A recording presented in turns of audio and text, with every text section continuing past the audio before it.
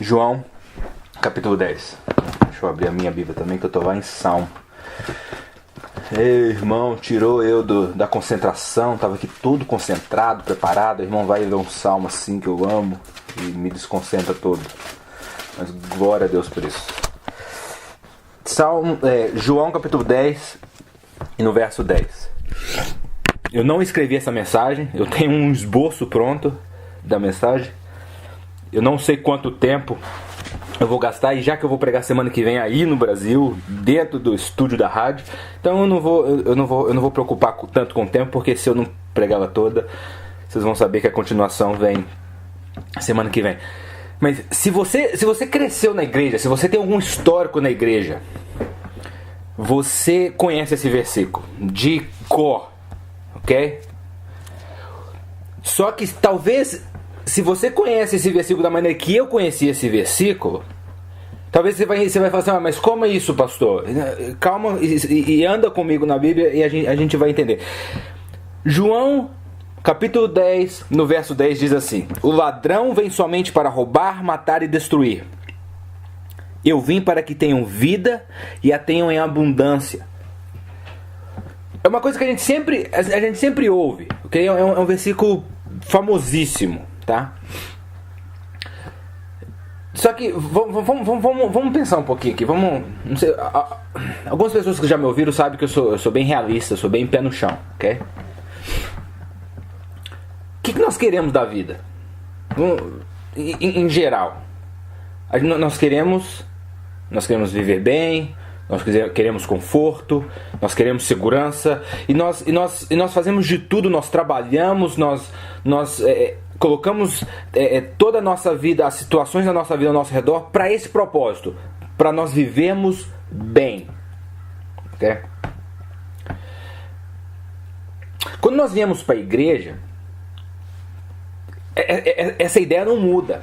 Principalmente quando a igreja em que querem como é que eu posso dizer?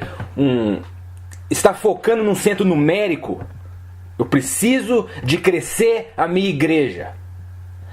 Se você for pensar bem, o pastor Jackson vai entender exatamente o que eu estou falando. Se você for pensar bem, o simples fato de crescer uma igreja não é difícil. Não é difícil você atrair público. Não é difícil você atrair ouvintes. Tudo que você tem que fazer para isso acontecer é mudar algumas coisas de acordo com mudar a isca de acordo com o peixe e falar aquilo que as pessoas querem ouvir. Simples. Você começa a falar aquilo que o povo quer ouvir, o povo vai para sua igreja. O pastor Jacques sabe exatamente o que eu estou falando. Porque o pastor Jacques, desde quando eu conheço ele, é uma pessoa que não corrompeu a mensagem. Então, a gente acaba pregando. Se você não corrompe a sua mensagem, você acaba pregando coisas que não é todo mundo que está afim de ouvir. Que não é todo mundo que está afim de ficar engolindo. E Jesus faz exatamente isso em João capítulo 6. Jesus dá uma mensagem pesada. E as pessoas viram para ele e falam assim, discípulos viram para ele e falam assim, quem pode suportar essa mensagem? E a Bíblia fala que muitos já não andavam mais com ele, muitos iam embora. E Jesus faz uma coisa hoje que ninguém tem coragem de fazer. Eu estou para conhecer um homem que tem coragem de fazer. De virar para o resto que ficou e falar assim, vocês também não querem ir embora? Engraçado, a gente está sempre tentando dar um jeitinho, nós estamos sempre tentando ter muito cuidado com as nossas palavras para não ofender, para não machucar. Mas eu tenho um problema. Graças a Deus eu vi uma citação do John Piper que me deu um alívio. Que ele disse assim, se você deixar de falar com medo de que as suas palavras vão ser mal interpretadas, você nunca vai falar nada. E é exatamente isso. Eu cheguei ao ponto de estar naquela preocupação. Se eu falar isso e for mal interpretado, o que eu estou falando, eu sempre sou muito claro no que eu estou falando. Eu tento. Eu sempre sou muito claro naquilo que eu quero dizer. O que eu peço para quem está me ouvindo é, abre a sua Bíblia. Busca na sua Bíblia. Não toma o que eu falo como verdade absoluta, porque eu não sou dono da verdade. A Bíblia em que eu estou aberta, ela é a verdade. Mas porque eu estou com a Bíblia aberta, não quer dizer que eu sou o dono da verdade. Ok? Quer dizer, o que eu quero dizer com isso? Eu posso falar alguma coisa, eu sou um falho. Eu posso vir a falar alguma coisa que... Tem pregador que fala assim, eu não falo de mim, eu falo só a palavra de Deus. Mas peraí, se você está falando, alguma coisa sai de você. É igual professor de teologia. Ele não está ensinando só teologia, ele está falando também dos pensamentos dele, das ideias dele, das ideologias dele. Então, eu vou para as Escrituras, eu tenho uma convicção. Eu sou convencido, eu sou convicto pelas Escrituras de uma certa maneira. O que eu peço a você é, busca na palavra de Deus para saber se aquilo que eu estou falando é realmente daquela maneira. É isso que eu peço. Então, eu não vou deixar de falar. Como é que eu posso dizer? Eu amo pregar, eu amo ensinar. Nossa, no meu coração, o que eu mais gosto de fazer é ensinar. Às vezes, se me dá uma classe na escola dominical, às vezes eu gosto mais do que pregar no púlpito na igreja. Porque eu gosto de ensinar, eu gosto de buscar nas Escrituras, receber algo de Deus e poder transmitir aquilo. Mas eu não prego e nem ensino para fazer amigos. Pelo contrário, da mesma maneira, eu estava até 6 horas da manhã mexendo nesse texto, aprendendo coisas que eu já li esse texto várias vezes. E eu estava até 6h10 da manhã recebendo mais e falando, meu Deus! E como? Às vezes a gente lê tanto a Bíblia, a gente esquece de deixar a Bíblia ler a gente. Mas o que eu estou querendo falar com tudo isso? Presta atenção. O que eu estou querendo falar com tudo isso é que às vezes quando a igreja ela genuinamente, ela quer tanto que nós recebemos a Jesus, ela quer tanto que as pessoas, o termo mais usado, que eu acho antibíblico, mas o termo mais usado é aceitar a Jesus, que ela é capaz de fazer qualquer coisa para que você aceite esse Jesus. Ela é capaz de te manipular numa oração, na oração do pecador. Ela é capaz de te manipular no que você deve fazer para receber para receber Jesus ou para aceitar Jesus, do jeito que você quiser chamar, sem saber se aquela pessoa realmente está vindo para Jesus genuinamente, biblicamente, se ela está respondendo ao Evangelho da maneira que a Bíblia requer que ela responda ao Evangelho. Parece confuso, mas é o tipo de coisa. Se você está na igreja, se você não sabe o porquê que você foi salvo, além de dizer, eu fui salvo dos meus pecados, além disso, se você não entende o que Jesus fez na cruz, meu amigo, senta com a sua Bíblia, lê a sua Bíblia e pergunta para Jesus, eu realmente estou salvo? Porque Paulo fala para nós estarmos examinando-nos para ver se nós estamos firmes na fé. Quer dizer, nós temos que estar firmes na fé, não numa coisa que alguém nos falou. E essa fé é em Jesus, não é em mais ninguém, não é na igreja, não é numa mensagem ou numa pregação. Nossa fé tem que estar firme nele.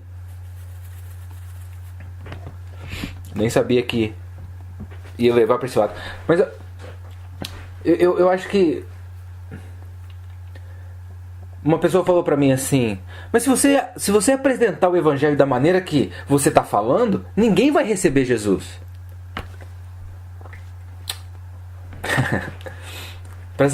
Olha só. O que a pessoa está querendo dizer é, se você falar, é exatamente, se você falar, apresentar o Evangelho da maneira que o próprio Jesus apresentava, ninguém vai querer. Só que tem um problema com isso, eu tenho um problema com isso. O que salva não é a minha mensagem, o que salva não é a eloquência com que qualquer pessoa fala, o que salva não é aquela ideia que a pessoa está passando ou aquela informação do Evangelho que a pessoa está passando. Jesus disse assim que o Espírito, ele convencerá o homem do pecado, da justiça e do juízo. Não é eu que convenço, é o Espírito Santo. Quer dizer, pode ter 1000 pessoas me ouvindo agora e meia dúzia está entendendo o que eu estou falando e o coração dela está sendo aberto para o que eu estou falando. E o resto não. Por quê? Porque não é eu que convenço, é o Espírito Santo de Deus. Então eu não tenho que apresentar um evangelho açucarado de suco de groselha para você conseguir engolir ele numa boa, para você conseguir digerir ele numa boa, para você poder levantar a sua mão e aceitar Jesus como seu Salvador e fazer aquela oração, sendo que a sua conversão não foi genuína, sendo que você não entendeu nem o porquê que você está fazendo aquilo que você está fazendo. Se você está falando eu sou salvo e você não sabe por que você é salvo ou de que você é salvo, eu acho que você deveria buscar se realmente você é salvo. Porque a gente até aprende muito que a impressão que dá é que Deus nos salvou do diabo. Não. Deus não te salvou do diabo. Deus te salvou dele mesmo. Não era a ira do diabo que é sobre os filhos da desobediência. É a ira de Deus que é sobre os filhos da desobediência. Nós somos pecadores contra Deus, não é contra o diabo. Nós somos pecadores contra a santidade de Deus, não contra o diabo.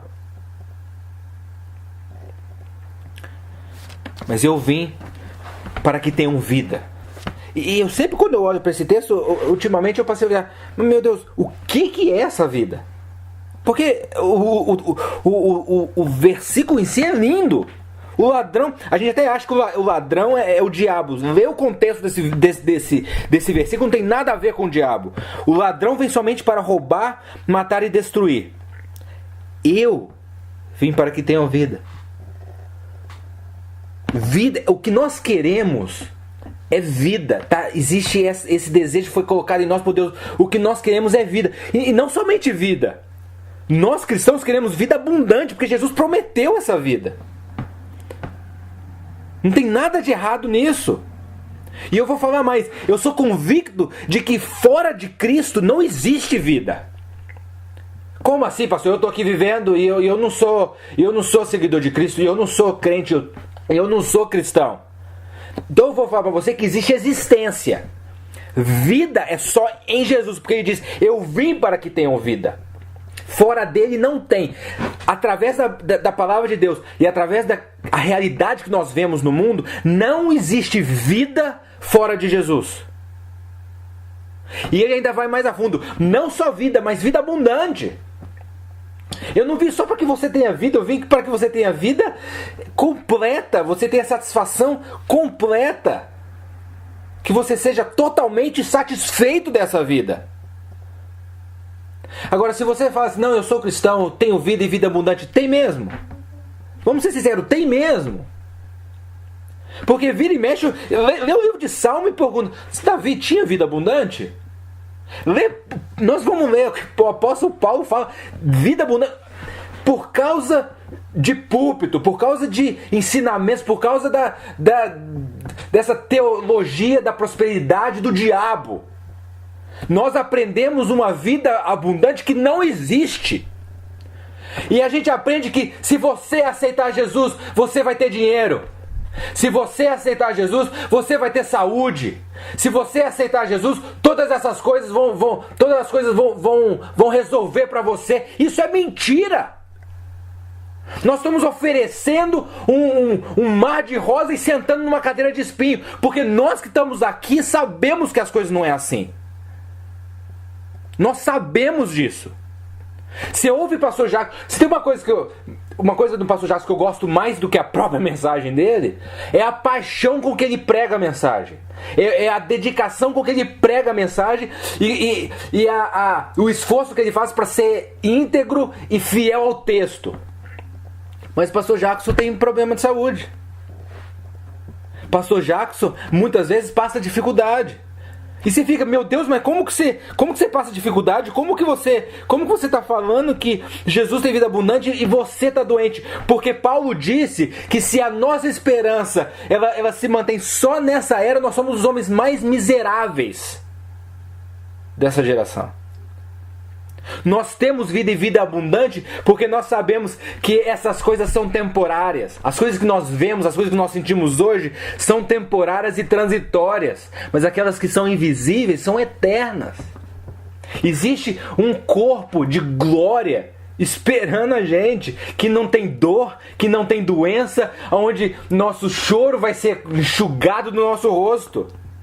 A nossa esperança e a nossa convicção nisso nos traz vida. Porque isso só pode ser através de Jesus, só pode vir através dele.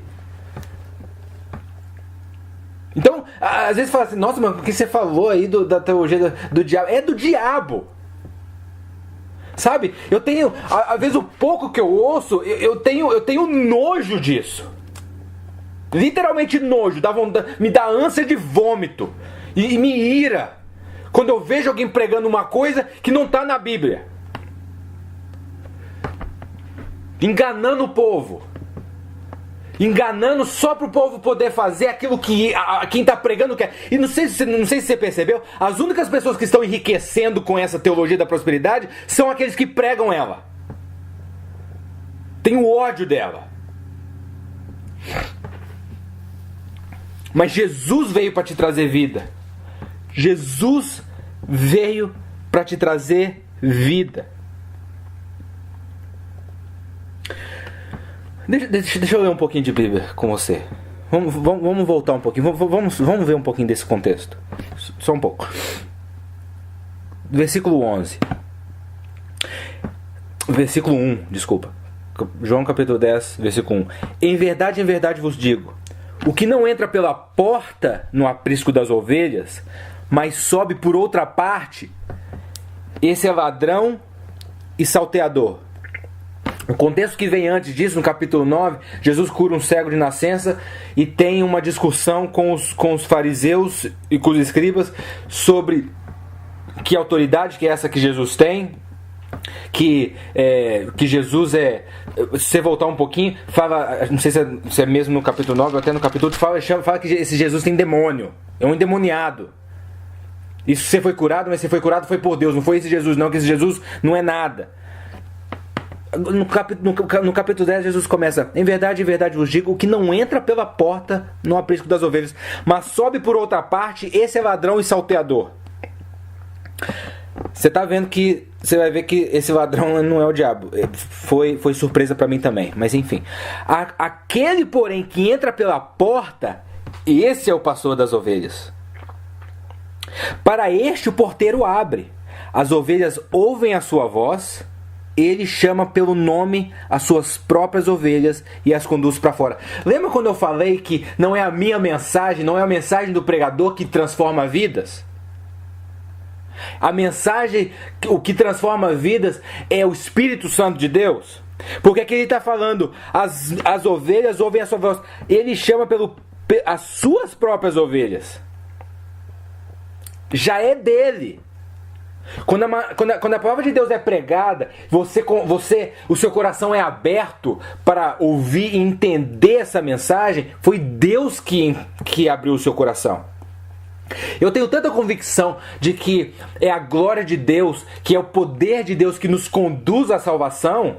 Não é nós que abrimos o coração, é Deus quem abre o nosso coração, exatamente porque não é de obras para que ninguém se glorie.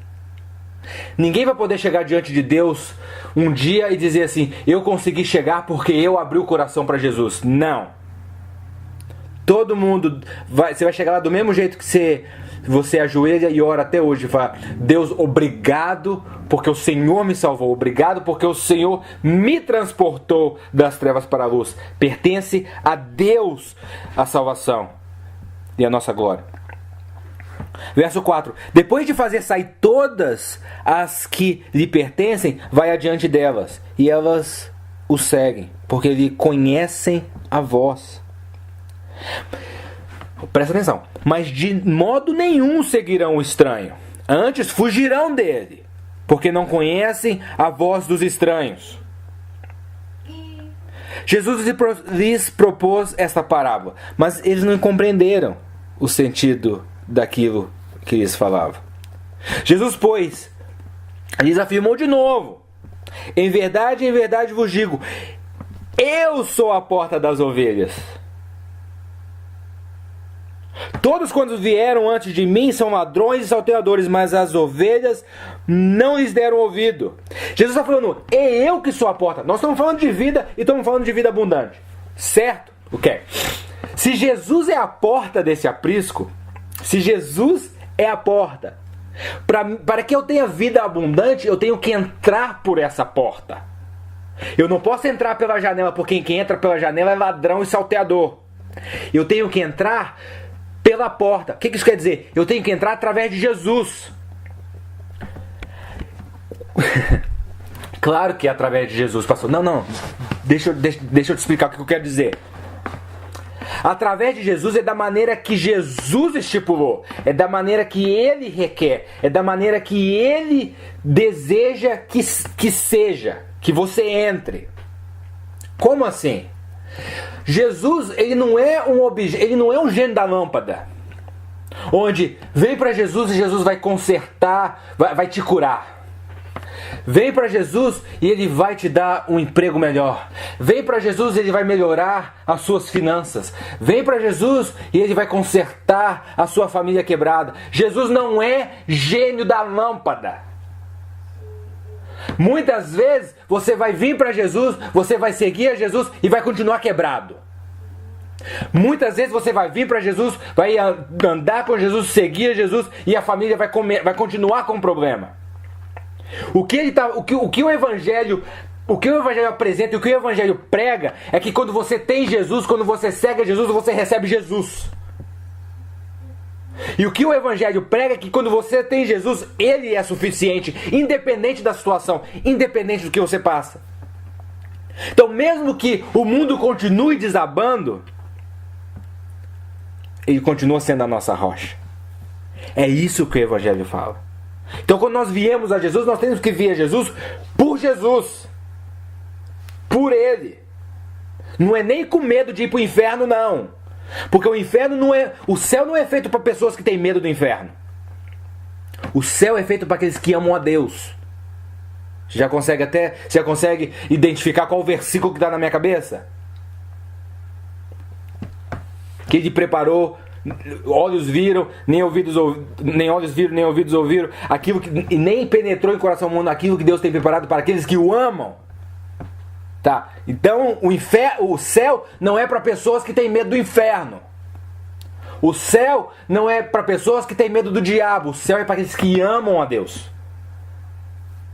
E nós só podemos amar Ele porque Ele nos amou primeiro. A partir do momento que nós entendemos que Ele nos amou, a nossa única resposta é amar Ele de volta.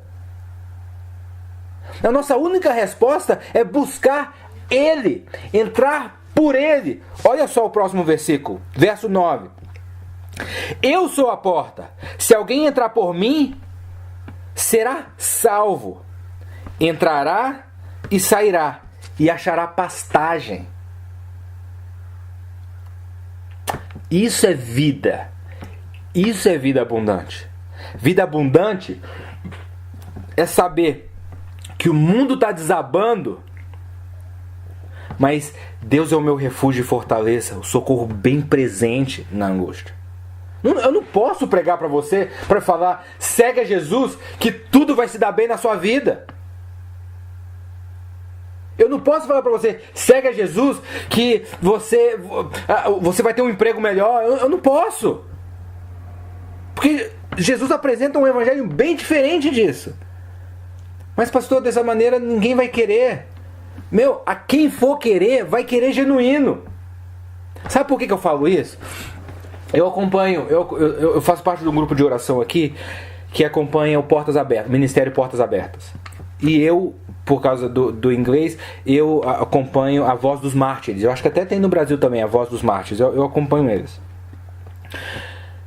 E é muito interessante ver esse negócio do Estado Islâmico e o que está acontecendo na Síria, no Iraque. É que os cristãos estão morrendo. E como é que você prega essa teologia da prosperidade para eles? Tem como você falar para eles, segue a Jesus porque a partir daí a perseguição vai acabar? Não, Jesus falou, você vai ser perseguido. Jesus fala assim, ele fala, fizeram isso com os profetas, perseguiram os profetas, vão perseguir vocês também. E tem hora que ele vai mais a fundo. Se eles tratam dessa maneira o dono da casa, que é Jesus, o que eles não vão fazer com os empregados, que somos nós? Então Jesus ele é bem claro nessa passagem, né? Naquilo que ele prega e naquilo que ele promete. Ele fala, no mundo tereis aflições, mas tenha bom ânimo, eu venci o mundo. Não vou pedir para você para abrir não, mas eu quero ver rapidinho.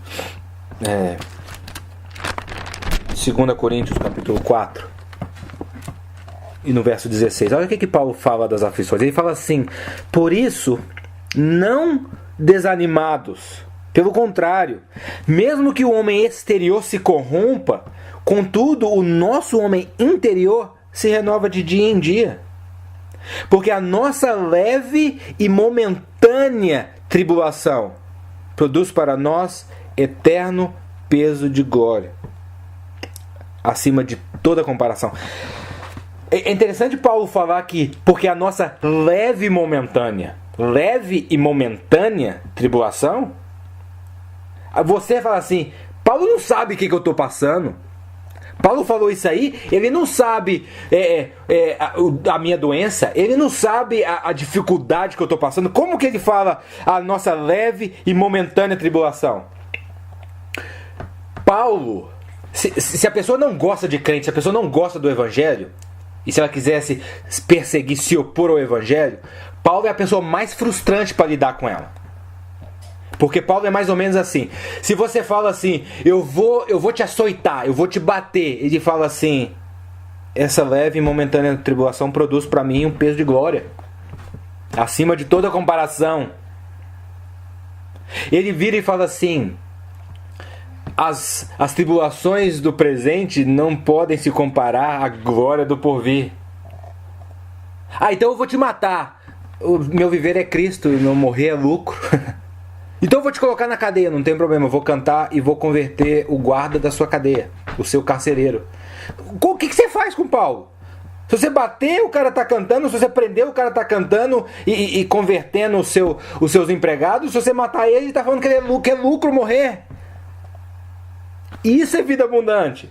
Quando nós lemos um outro verso famoso que lemos fora de contexto, Filipenses 4,13, tudo posso em Cristo que me fortalece, o que Paulo estava falando é exatamente disso. Eu sei estar contente em qualquer situação. Eu sei estar contente seja lá o que eu passar.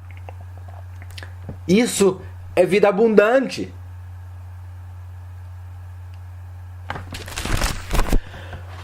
Há um tempo atrás, nós até falamos nisso, o pastor Jacques abriu o programa com aquele verso dizendo que, quando Paulo disse que se a nossa esperança se prende só neste mundo, nós somos os homens mais miseráveis. É exatamente por isso. Se eu estou doente e a minha cabeça, tudo que eu consigo pensar é no presente, é horrível viver, é horrível acordar de manhã e saber que você tem que viver mais um dia. Se você está com um problema, é horrível levantar e ter que viver uma vida cheia de problemas, sempre olhando para o que está acontecendo agora. Mas Jesus, Jesus e o apóstolo Paulo, eles estão tentando mostrar para nós uma outra coisa que não se prende ao agora. Paulo fala que essas coisas são transitórias. Ele fala, não atentando nós nas coisas que se veem, mas nas coisas que não se veem. Porque as que se veem são temporais, e as que se não veem são eternas. Ele está falando, existe um outro corpo nos esperando, existe um outro lugar nos esperando, existe um outro céu e uma outra terra nos esperando. É nessa convicção, entrando pela porta, que nós temos vida abundante, que nós sabemos que seja lá o que acontecer, a graça de Deus nos basta. E no verso 10, depois que ele fala, eu sou a porta, se alguém entrar por mim, será salvo, entrará e sairá e achará pastagem, ele diz, o ladrão vem somente para roubar, matar e destruir. A intenção não é outra. A intenção é te matar, é te roubar e é te destruir. Mas eu vim, ele diz, para que tenham vida e vida em abundância. Ele fala, eu sou o bom pastor. O bom pastor dá vida pelas ovelhas. Olha só o que Jesus acabou de falar. Vê se você não tem que prestar atenção nas palavras de Jesus. Jesus está falando assim. Primeiro ele começa falando lá em cima, ele começa falando, aquele porém que entra pela porta, esse é o pastor das ovelhas, ok? Ok. Aí depois ele fala, eu sou a porta. Agora no verso 11 ele fala, eu sou o bom pastor. Quer dizer, Jesus está falando, Ele é a porta e Ele é o pastor que chama as ovelhas e conduz as ovelhas lá dentro. Toda a nossa vida depende dEle. Nossa salvação, nossa glória depende dEle somente. Que Ele é a porta e Ele é o bom pastor. O mercenário que não é pastor, a quem não pertencem as ovelhas, vê vir o lobo, abandona as ovelhas e foge. Então o lobo as arrebata e dispersa. O mercenário foge, porque é mercenário e não tem cuidado com as ovelhas. Eu sou o bom pastor, conheço as minhas ovelhas e elas conhecem a mim. Assim como o Pai me conhece a mim, eu conheço o Pai e dou a minha vida pelas ovelhas.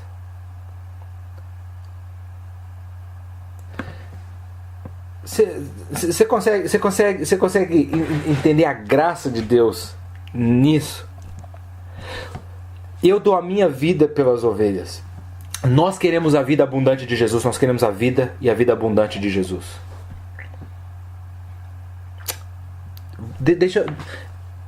Às vezes eu fico assumindo e eu tenho mania de assumir na igreja, né? Todo mundo que deixa eu perguntar pra você. Você quer vida? Porque, de novo, eu estou convicto que não existe vida fora de Jesus Cristo. Segundo as Escrituras, não. Segundo a realidade do mundo, não. E eu pergunto a você, você quer vida? E se você quer vida, se você tem vida, você quer uma vida abundante, de satisfação total?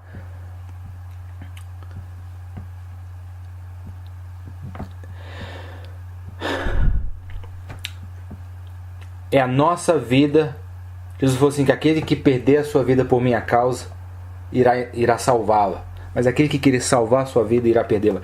Quer dizer, o que ele está falando é, se você perder a sua vida por minha causa, eu te dou vida abundante. A vida abundante de Jesus, ela tá à nossa espera. A vida abundante de Jesus, ela tá à nossa disposição a partir do momento que nós abrimos mão da nossa vida. E vamos ser sinceros, que vida é essa? Eu numa boa, eu abro mão da minha vida para a vida dele. Porque não existe satisfação total fora de Jesus, não existe. Existe transitórias, momentâneas, eterna só nele. Em Hebreus capítulo 12, no verso 2, fala, olhando para Jesus, o autor e consumador da nossa fé.